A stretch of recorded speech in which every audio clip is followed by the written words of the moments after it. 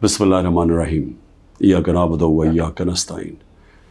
मेरे पाकिस्तानियों, जब मैं क्रिकेट खेलता था तो क्रिकेट की दुनिया के अंदर अपने अपने अंपायर होते थे। हर मुल्क अपने अंपायर खड़े करता था और मैं 20 साल इंटरनेशनल क्रिकेट खेला हूँ, तो जो 10 साल थे, 10 साल से भी ज़्यादा, कुछ 14-15 साल थे जिसमें अपने अपने अंपायर होते थे और बहुत इंतशार होता था क्रिकेट ग्राउंडों पे, क्योंकि जब टीम दूसरे मुल्क में जाके हारती थी वो कहती थी जी उनके अंपायरों ने हमें हरा दिया। और कई दफ़ा ये ठीक होता था कि अपने अंपायर अपनी टीम की मदद करते थे। तो मुझे फ़ख्र है कि मैं वो कप्तान था जिसने क्रिकेट की दुनिया में न्यूट्रल अंपायर लेके आया कि अंपायर एक तीसरे मुल्क के होने चाहिए जो न्यूट्रल हों, ताकि जो जीते और हारे वो हार मान जाए, ये ना कहे कि जी दूसरों के अंपायरों ने मुझे हरा दिया। और पाकिस्तान वो मुल्क था जिसने पहली दफ़ा क्रिकेट की तारीख़ के अंदर हम न्यूट्रल अंपायर 1986 में लेके आए और उसके बाद फिर सारी दुनिया में न्यूट्रल अंपायर आ गए। और आज जो आप क्रिकेट मैचेस पे ग्राउंडों पे देखते हैं तो वो सारा इंतशार ख़त्म हो गया है, क्योंकि लोगों को फ़ैसले मुनसिफाना लगते हैं अब, क्योंकि अब उनको ये नहीं लगता कि अपने मुल्क के अंपायर अपने मुल्क की मदद कर रहे हैं। अब मैं आता हूँ पाकिस्तान पे। देखिए, मैंने जब तहरीक इंसाफ शुरू की थी 27 साल पहले, उसकी वजह ये थी कि मैं ये आपको बार बार बता चुका हूँ, मैं फिर आपको बताना चाहता हूँ। जो सारी दुनिया में मैं फिरा और क्रिकेट की वजह से सारी दुनिया मैंने देखी, और ख़ास तौर पे बरतानिया का निज़ाम, क्योंकि मैं वहाँ प्रोफेशनल क्रिकेट खेलता था, आधा साल उधर आधा साल इधर, और यूनिवर्सिटी भी उधर गया था। वो मैं जब जितना मैं निज़ाम समझता गया, मैं इस नतीजे पे आ गया कि जो हज़रत अली का एक रज़ी अल्लाह ताला का कौल था कि कुफ्र का निज़ाम चल जाएगा लेकिन जुल्म और नाइंसाफ़ी का निज़ाम नहीं चल सकता। मैं इस नतीजे पे आ गया कि हमारा निज़ाम में जब तक इंसाफ नहीं होगा, हम एक वो जो कायदे आज़म का और इल्लामा इकबाल की ख्वाब थी कि एक अजीम मिसाली इस्लामी रियासत बनानी थी हमने, फलाई रियासत, और वो जिसकी बुनियाद नबी सल्लल्लाहु अलैहि वसल्लम ने इंसाफ पे रखी थी, अदल और इंसाफ पे, हम वो बन ही नहीं सकते जब तक हम इंसाफ ना लेके आए मुल्क।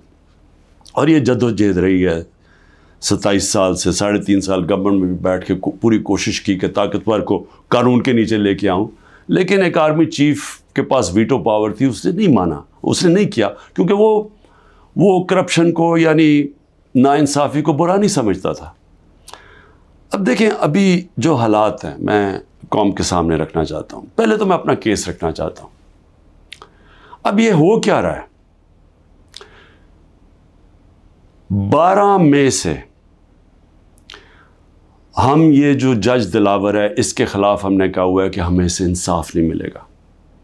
जिस तरह इसने फ़र्द जुर्म मेरे पे लगा दिया, मेरे सुने बग़ैर, और वो भी आके जब मुझे गैर कानूनी तौर पे पकड़ा हुआ था इन्होंने जेल में, तो उसने वहाँ आके अदालत लगा दी, ना मेरे वकील को पता ना मुझे पता, और वहाँ आके फ़र्द जुर्म लगा दिया।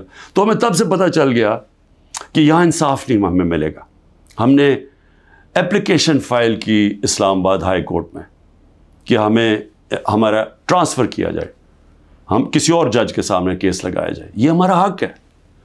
लेकिन बदकिस्मती से इस्लामाबाद हाई कोर्ट में जो चीफ़ जस्टिस बैठे हुए हैं, उन्होंने भी सबसे ज़्यादा, जब 9 मई को मुझे जिस तरह घसीट के लेके गए और सुप्रीम कोर्ट ने कहा कि गैर आइनी और गैर कानूनी था जो मुझे अगवा किया, उसने high court chief justice Islamabad के होते हुए उन्होंने उसको जायज़ करार दे दिया।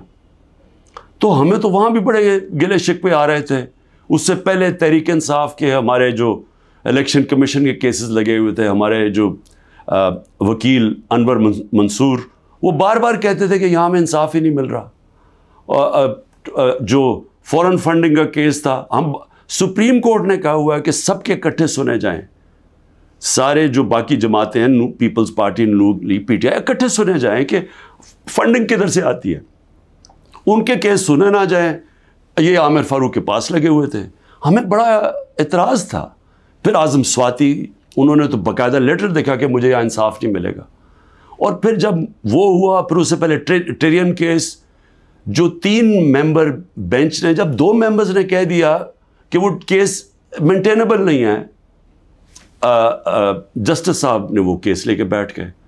تو ہم نے پھر دونوں کی طرف، ہم نے دونوں ججز کا کہا کہ یہ ہمیں ان امپائرز پہ اعتماد نہیں ہے، یہ ہمارا رائٹ ہے.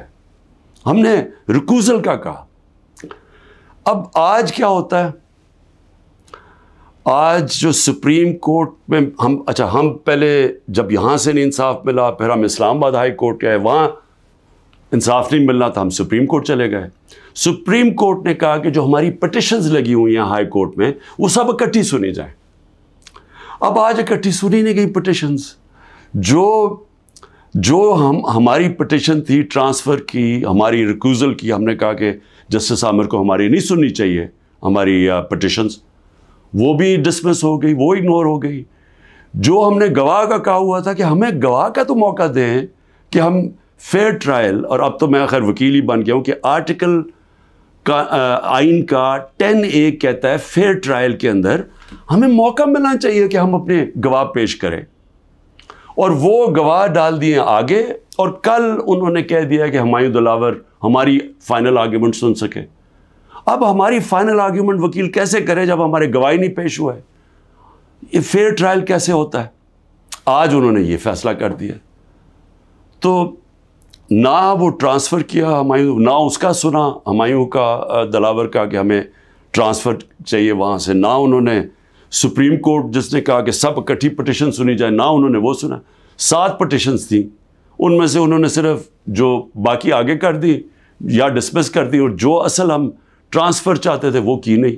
اور یہ بھی نہیں اسے باؤنڈ کیا کل دلاور کو، کہ جج دلاور کو، کہ وہ تب تک فیصلہ نہیں کر سکتے، آرگیومنٹس پوری نہیں سن سکتے جب تک ہمارے گواہ پیش نہ ہوں.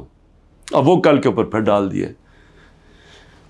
اب میں صرف یہ کہنا چاہتا ہوں کہ دیکھیں، فیصلہ جو بھی آ جائے گا ڈسکوالیفائی کر دیں گے. کیا میں مطمئن ہوں گا؟ کیا یہ قوم مان جائے گی اس فیصلے کو؟ سب کو پتہ ہے کہ یہ 200 تقریباً کیسز ہیں. مقصد صرف ایک ہے، کسی طرح عمران خان کو راستے سے ہٹایا جائے، کسی طرح تحریک انصاف کو ختم کیا جائے.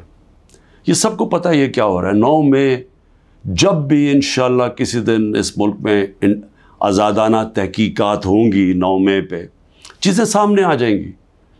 اور یہ کبھی بھی نہیں ہوا کہ ایک سائڈ فیصلہ کر لیتی ہے، گورنمنٹ کا فیصلہ کہ جی تحریک انصاف اس کے اندر گلٹی ہے، ہم قصوروار ہیں، اور ہمارا موقف ہی نہیں سامنے رکھا جا رہا. ہمیشہ جج دونوں سائڈ سن کے فیصلہ کرتا ہے.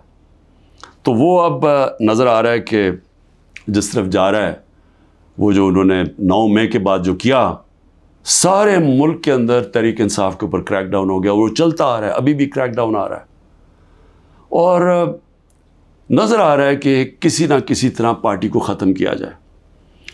اب جو بھی یہ کر رہے ہیں کریک ڈاؤن، سارے جو بھی لوگ اس کے پیچھے ہیں، کیا ان کو یہ پتہ نہیں ہے کہ پارٹی تب ختم ہوتی ہے جب اس کا ووٹ بینک ختم ہوتا ہے؟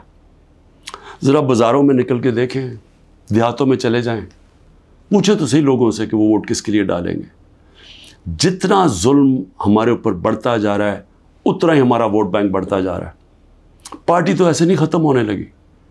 تو پارٹی کی اس وقت 70 سے 80% اس وقت پاکستان میں اس کی ایکسیپٹیبلٹی ہے، یعنی لوگ اس کے ساتھ ہیں.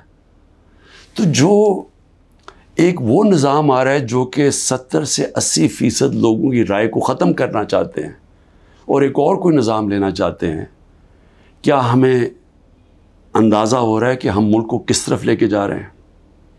اور میں ایک وہ پاکستانی ہوتے ہوئے جس کا جینا مرنا یہاں ہے، جو باہر نہیں جانے لگا، جس کے پاس کوئی پیسے بینکوں میں باہر نہیں پڑے ہوئے، کوئی پراپرٹی باہر نہیں ہے، جو تھی بیچ کے پاکستان آ گیا ہے، وہ پاکستانی آج کہہ رہا ہے کہ اس وقت ضرورت ہے کہ سوچیں کہ ہم یہ ملک سے کیا کر رہے ہیں. ایک جماعت اور ایک لیڈر کو باہر کرتے کتنا نقصان کر رہے ہیں اپنے ملک کو. اور جو بھی یہ پلان بن رہے ہیں کہ اس کے کوئی ملک چل جائے گا ڈنڈے کے زور سے، لوگوں کو جیلوں میں ڈال کے، ایک پولیس اسٹیٹ بنا کے، ان کو دنیا کی تاریخ کا کوئی تاریخ کا آئیڈیا ہی نہیں ہے. آپ یہ دیکھیں، میں یہ اپنی قوم کو صرف آپ کو ایک قسم کا تاریخ کا لیسن بھی دینا چاہتا ہوں، ہر اپنے نوجوانوں کو خاص طور پہ. میں یہ پہلے بھی کہہ چکا ہوں، 1945 میں دوسری جنگ عظیم کے بعد یورپ آدھا ہو گیا، آدھا چلا گیا جمہوریت کی طرف، آدھا چلا گیا یہ پولیس اسٹیٹ بن گیا ڈکٹیٹرشپ کی طرف. آدھے میں انہوں نے ان کو بند کر کے کنٹرول کیا لوگوں کو، ان کی آزادی رائے ختم کی، حقیقی جمہوریت ختم کر دی، حقیقی آزادی ختم کر دی. آدھی آزاد ہو گیا. ساری دنیا کے سامنے 50 سال کے بعد نتیجہ آ گیا. جو آزاد تھے وہ خوشحال ہو گئے. وہ آج بھی وہ جو جن ملکوں کے اندر جو وہی یورپین تھے جدھر آزادی نہیں تھی، آج بھی وہ پیچھے ہیں ابھی تک. حالانکہ وہ وہاں جمہوریت بھی آ گئی کئی ملکوں میں، لیکن ابھی بھی وہ پیچھے ہیں. ایسٹ جرمنی، ویسٹ جرمنی ایک وہی جرمن لوگ تھے. جدھر ڈکٹیٹرشپ آ گئی، یعنی ان کو اسی طرح کی جو ہمیں جس طرف لے کے جا رہے ہیں، وہاں غربت آ گئی. مقابلہ اس کا ویسٹ جرمنی میں جو خوشحال ترین دنیا کی طاقتور ملک بن گیا معاشی طور پہ. تو یہ تو ایک تاریخ ہمارے سامنے ہے. ساؤتھ کوریا، نارتھ کوریا میں وہی ڈکٹیٹرشپ، آزادی رائے بند، آزادی ختم. آج نارتھ کوریا کو دیکھیں، اور جو حقیقی آزادی ساؤتھ کوریا میں تھی، وہ خوشحال دنیا کا خوشحال ترین ملک بن گیا. تو میں عرض یہ کرنا چاہتا ہوں کہ یہ جو ہم کرنے جا رہے ہیں، یہ ہم اپنے ملک کو تباہی کی طرف دھکیل رہے ہیں. ہم یہ جو ایک عوام کو ان کا جو سب سے بڑا حق ہوتا ہے ووٹ ڈالنے کا، آزادی رائے، ایک منتخب کرے عوام اپنی کون سی گورنمنٹ وہ چاہتے ہیں. وہ جو آزاد ملک ہوتے ہیں وہی ترقی کرتے ہیں. ہم دوسری طرف جا رہے ہیں، اور ہم ایک خوف کی فضا ایسی بنائی ہوئی ہے. یہاں جو طاقت میں ہیں وہ لوگ یہ سمجھتے ہیں کہ جتنا ظلم کریں گے لوگ ڈر جائیں گے. تو ڈر کیا جائیں گے؟ غلام بن جائیں گے، یعنی خوف کے غلام بن جائیں گے، ظلم کے سامنے جھک جائیں گے. جو میں بار بار مثال دیتا ہوں، جو یزید نے کیا کوفہ کے لوگوں سے، اپنا گورنر بٹھایا، اس نے ان کو ظلم کر کے ان کو سیم کے وہ لوگ بنا دیے جو جانوروں کے اوپر یعنی جانوروں کے لیول پہ پہنچ گئے. تو آج ہم وہی کر رہے ہیں پاکستان سے. مجھے آج ابھی میں وکیلوں سے مل رہا تھا، انہوں نے مجھے خبر دی کہ جو ہمارے سینئر لوگ جیلوں میں، ایک تو وہ ہیں جو کہ ہمارے کارکن جیلوں میں ہیں، برے حالات میں ہیں، لیکن وہ جوان ہیں، تکڑے ہیں. لیکن جو سینئر لوگ ہیں، انہوں نے مجھے رپورٹ دی، ڈاکٹر یاسمین کتنی دفعہ بیمار ہوئی ہیں، تقریباً 75 سال کی ہیں. محمود رشید وہ 70 سال سے اوپر ہے، ان کو ہارٹ پرابلم ہے، وہ کس مشکل سے گزر رہے ہیں، بیمار ہوئے کتنی دفعہ. اعجاز چودھری تقریباً 10 kg اپنا وزن لوز کر بیٹھے، ڈائبیٹک ہیں. عالیہ حمزہ بڑی بری طرح بیمار رہی، ابھی وکیل نے بتایا کہ اس باری ملے وہ تھوڑی ٹھیک تھی. تو میں عمر چیمہ کے حالات بتائے، وہ ویٹ لوز کر بیٹھا، اس کی بیوی عدالت میں گئی، ان کو پکڑ کے جیل میں ڈال دیا. تو یہ کیا پیغام دیا جا رہا ہے کہ یہ خوف پھیلایا جا رہا ہے کنٹرول کرنے کے لیے لوگوں کو. اور علی امین ہمارے پختونخوا کے پریزیڈنٹ، ان کے گھر میں 6 گھنٹے پولیس گھس گئی، کوئی سرچ وارنٹ نہیں تھی. سارا اس کا گھر اجاڑا، چیزیں توڑی. 80 سال کے ان کے والد تھے، ان سے بدتمیزی کی، دھکے دیے، گاڑیاں اٹھا کے لے گئے. تو یہ کیا ثابت کر رہے ہیں اس سے؟ یعنی ہم اس ملک کو کدھر دھکیل رہے ہیں؟ یہ خوف پھیلانے کے لیے اور لوگوں کو کنٹرول کرنے کے لیے ہم آج وہ چیز کر رہے ہیں کہ اپنی پولیس کو تباہ کر رہے ہیں. جب پولیس سے اس طرح کی غیر قانونی کام کرواتے ہیں ہم، تو یاد رکھیں پولیس خود بھی یہ کاموں پہ لگ جاتی ہے.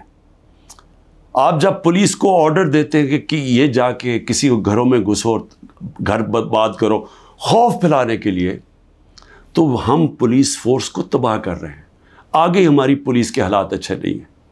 آگے ہمیں پتہ ہے کہ ہماری پولیس، لوگ اون نہیں کرتے اپنی پولیس کو. لوگ سمجھتے ہیں پختونخوا میں ہم نے بڑی محنت کی تھی جب آئی جی درانی کو ہم لے کے گئے وہاں، اور انہوں نے پولیس کو ایک ایسی پولیس فورس بنایا کہ عوام اور پولیس ایک ہو گئی۔ آج پختونخوا کے اندر وہ نہیں ہو رہا، آج پولیس کے خلاف نفرت ہو رہی ہے کیونکہ اس سے غلط کام کروائے جا رہے ہیں، اس سے قانون توڑا جا رہا ہے۔ جن کا کام قانون کو اپ ہولڈ کرنا ہے وہ قانون توڑ رہے ہیں، اور یہ ہر جگہ ہو رہا ہے، یہ ہر جگہ جدھر تحریک انصاف ہے۔ اس کا 9 میں سے اب کوئی تعلق نہیں ہے۔ افتخار درانی کو اٹھا لیا، وہ تو میڈیا کا آدمی ہے، اس کا 9 میں سے کیا تعلق ہے؟ عمران ریاض ابھی تک غائب ہیں، 3 مہینے ہونے لگے ہیں، بچے ہیں ان کے، اس کا 9 میں سے کیا تعلق تھا؟ 9 میں ایک بہانہ تھا، ایک پہلے سے پلان بنا ہوا تھا پارٹی کو کرش کرنا، لیکن پارٹی کرش کیسے ہوگی جبکہ اس کا ووٹ بینک بڑھتا جا رہا ہے، لوگوں پہ ظلم کرتے جا رہے ہیں، لیکن پارٹی تو بڑھتی جا رہی ہے۔